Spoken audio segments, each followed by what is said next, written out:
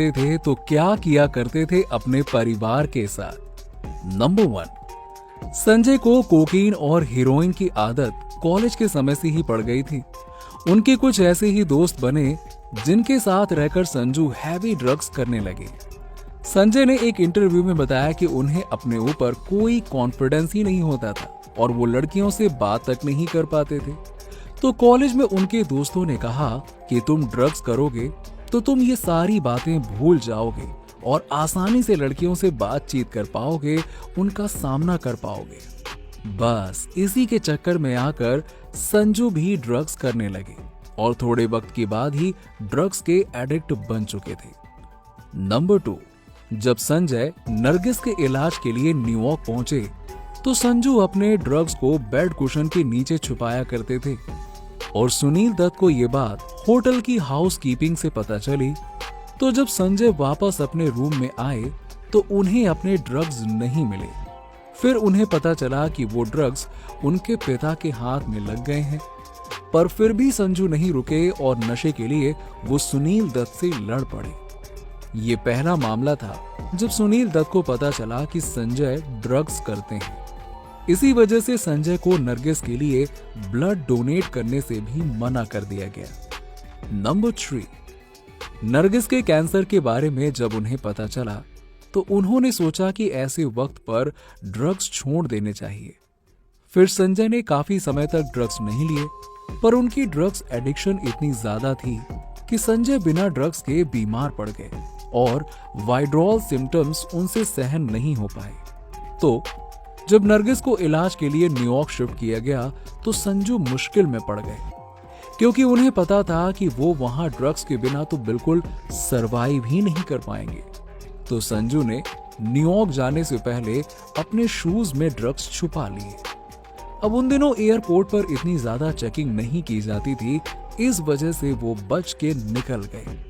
संजू का कहना है कि ड्रग्स इंसान से कुछ भी करवा सकता है। मुझे अपनी परवाह तो थी ही नहीं, अगर मैं उस दिन पकड़ा जाता तो मुझे और साथ में मेरे सिस्टर्स को भी अरेस्ट कर लिया जाता। नंबर 4, बॉलीवुड में डेब्यू करने के बाद ही इंडस्ट्री में सबको संजय की ड्रग्स एडिक्शन के बारे में पता लगने लगा था। इस बात का उनके करियर पर इफेक्ट पड़ा ही, पर साथ ही साथ उनकी फैमिली को भी काफी एम्बैरेसमेंट झेलनी पड़ी। प्रिया दत्त ने एक इंटरव्यू में बताया कि उन दिनों भैया की बहुत सारी फिल्में रिलीज हुई थीं। हर फिल्म में दिखाई देता था कि वो नशे में चूर थे। मुझे कॉलेज में कई स्टूडेंट्स चर्सी की बहन कहकर एम्बैरेस किया करते थे। इन्हीं सब चीजों के चलते सुनील ने फिल्म प्रोड्यूसर को बताना शुरू कर दिया था कि उनका बेटा ड्रग्स एडिक्ट है। अगर कुछ भी आपकी फिल्म में नुकसान होता है तो उसका जिम्मेदार मैं नहीं होऊंगा। इसीलिए संजय को आप अपनी फिल्मों में ध्यान से कास्ट करें। नंबर 5, ड्रग्स की वजह से ही संजय सेट्स पर हमेशा लेट आया करते थे और कई बार उनकी वजह से शूट कैंसिल करना पड़ता था।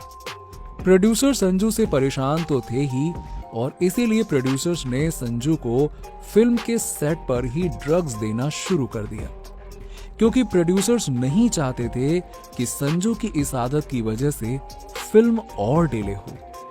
इसीलिए वो संजू को ड्रग्स ला के ही दिया करते थे कि संजू एक्टिंग के लिए रेडी रहें, शॉट्स के लिए रेडी रहें, जिससे उनकी फिल्म की शूटिंग चलती रहे। पर संजू की ड्रग्स की लत अब और बिगड़ चुकी थी। संजू हर फिल्म में नशे में हुआ करते थे और ये बात उन्होंने खुद भी कन्फेस की थी। नंबर 6, नरगिस के डेथ के बाद संजू के ड्रग्स प्रॉब्लम का पूरी फैमिली को पता लग चुका था। संजू का भी बिहेवियर बदल चुका था, क्योंकि अब उनके पास अपनी ड्रग्स की लत को छुपाने का कोई रीजन ही नहीं बचा था। तो एक दिन गुस्से में आकर उनकी बहन नम्रता ने उनसे कह दिया कि भाई तुम ड्रग्स करना कब छोड़ोगे? अब माँ भी हमारे बीच में नहीं रहती है, तुम्हें भी थोड़ी सी शर्म होनी चाहिए। संजू को भी गुस्सा आ गया और उन्होंने नम्रता को धक्का दे दिया, जिससे उन्हें चोट लगी और उनके पैर में फ्रैक्चर भी हो गया। नम्रता का कहना है कि ये वो दौर था जब संजू अपने वर्स्ट बिहेवियर में थे। प्रिया और मैं हमेशा उनसे डर कर रहा करते थे, क्योंकि पता नहीं था कि संजय कब किस बात पर कैसे रिएक्ट कर दें। नंबर 7, 1980 का दौर संजू के एडिक्शन का सबसे खराब दौर था। उन्होंने अपनी मां को भी खो दिया। उनकी फिल्म बॉक्स ऑफिस पर फ्लॉप थी और 1982 में संजय और टीना का ब्रेकअप भी हो गया। इसी दौरान संजय एक दिन घर पर अकेले थे और बहुत ज्यादा नशे में थे, तो उन्होंने अपने घर पर पड़ी राइफल के शॉट्स को फायर करना शुरू कर दिया। उनके नेबर ने पूरा इंसिडेंट अपनी आंखों से देखा और पुलिस को कंप्लेन कर दी।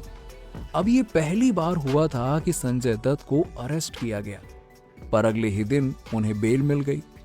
उस वक्त संजय ने अपने डिफेंस में ये कहा कि उनसे गलती से शॉट्स फायर हो गए थे, पर कई सालों के बाद जब संजय ड्रग्स छोड़ चुके थे तो फिर उन्होंने कन्फेस किया कि उस रात वो बहुत ज्यादा गुस्से में थे और उनका ब्रेकअप उनसे सहा नहीं जा रहा था।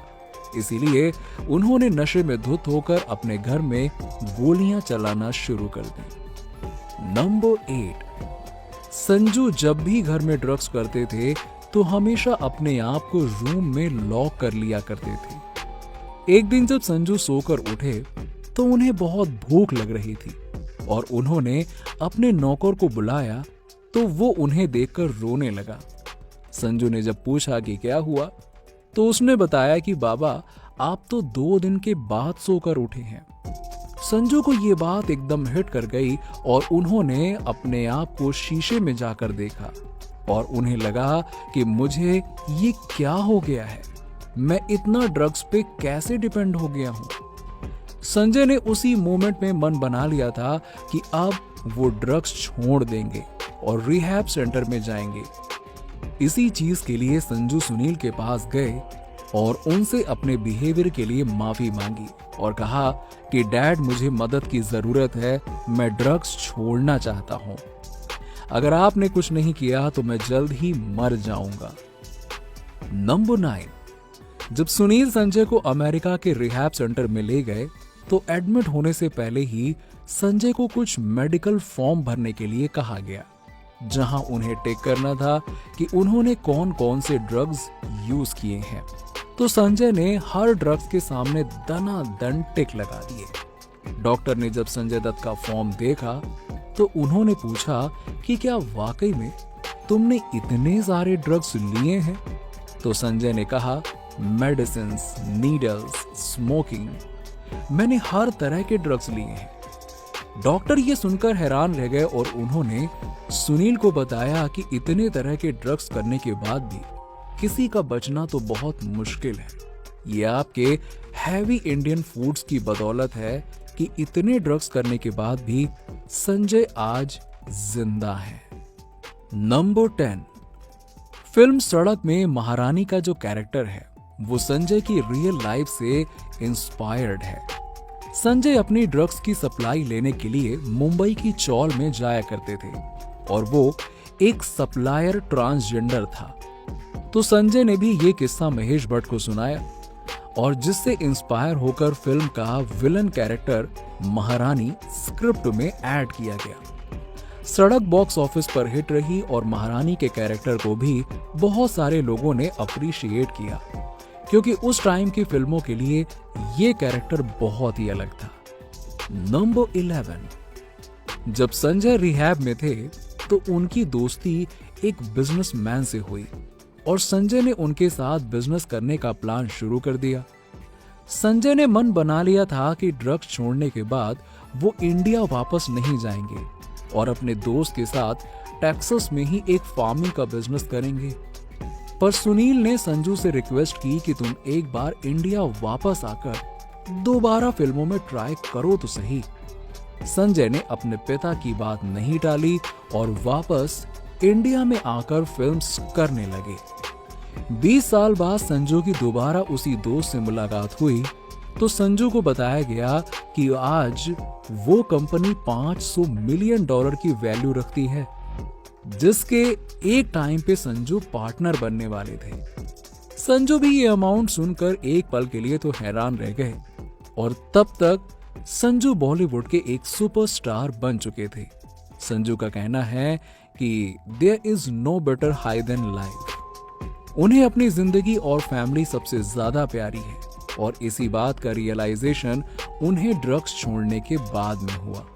और आज वो भी यंगस्टर्स को यही एडवाइस करते हैं कि जो गलती मैंने करी है वो तुम मत करना।